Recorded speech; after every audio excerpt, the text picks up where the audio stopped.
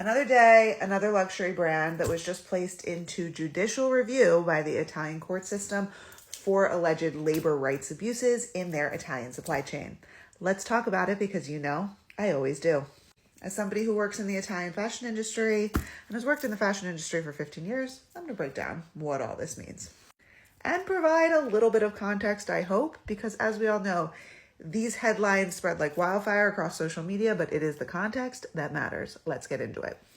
So it is Loro Piana that has been placed under judicial review for alleged labor rights abuses by a subcontractor that was contracted out by a contractor, which I talk about a lot on my page. This is how this always happens.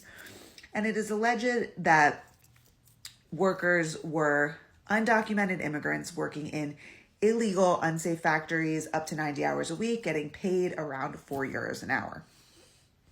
Now, I will provide my first piece of context here. There is no such thing as a federal minimum wage here in Italy. Minimum wages are bargained collectively according to different industries, and that's a whole different video, and I'll get into it if you want. Just let me know in the comments. I will say that Italian garment workers have historically low wages. Legal wages. This is still very illegal, but I will say that even the legal wages are criminally low. Now, essentially why this keeps happening is because the Italian fashion industry, and not just the Italian fashion industry, the global fashion industry, is built on a system of contractors and subcontractors of independent factories. Very few brands own all of their own factories outright. Very, very few. Especially when we're talking about huge global international conglomerates.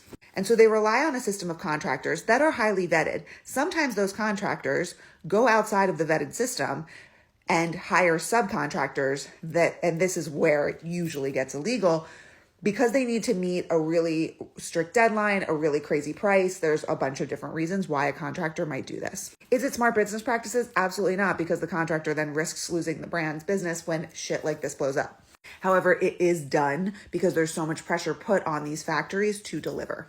That's important to remember. Now, it's also important to note what these factories were allegedly making, which is cashmere coat production. And I'm going to go further and say it was probably their Loro Piana's very, very well-known double-face cashmere. So what is double-face cashmere?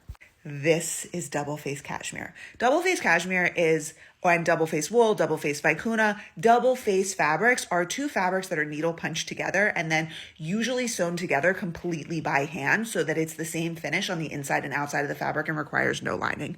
They are beautiful. And by nature, they are a luxury finish and a luxury product because they're finished by hand.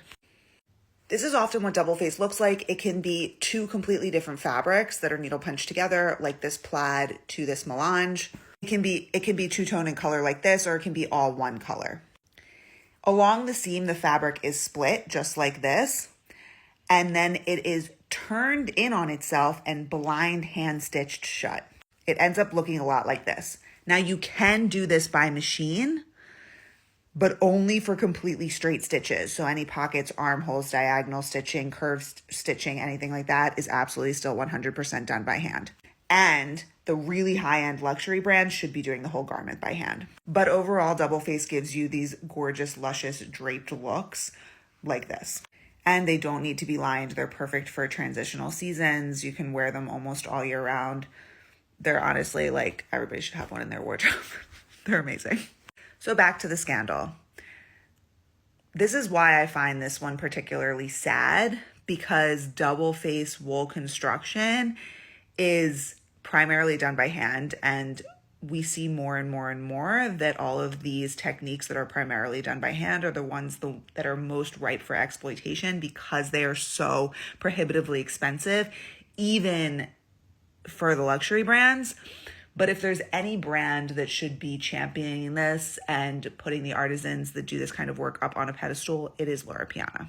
Now, of course, Loro Piana said that it had no idea that this work was being subcontracted out and immediately terminated the relationship with the contractor. And the Italian court system was like, we're not buying it. Neither am I.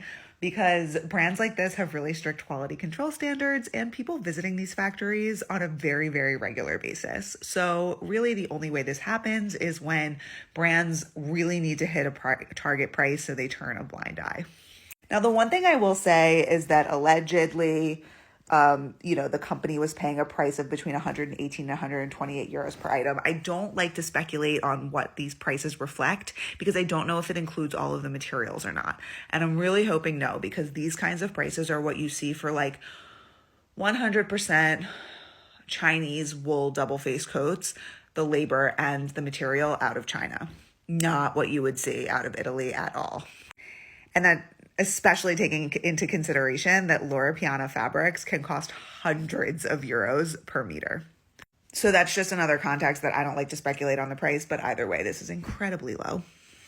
The one thing I will say about all of this is that while it is an incredibly damaging black smear on the reputation of Loro Piana and incredibly sad that brands with this rich history that purport, the artisan craftsmanship that they do get caught in labor exploitation scandals like this, I will say that it's great to know that at least one part of the Italian court system seems to be working because these brands keep getting caught.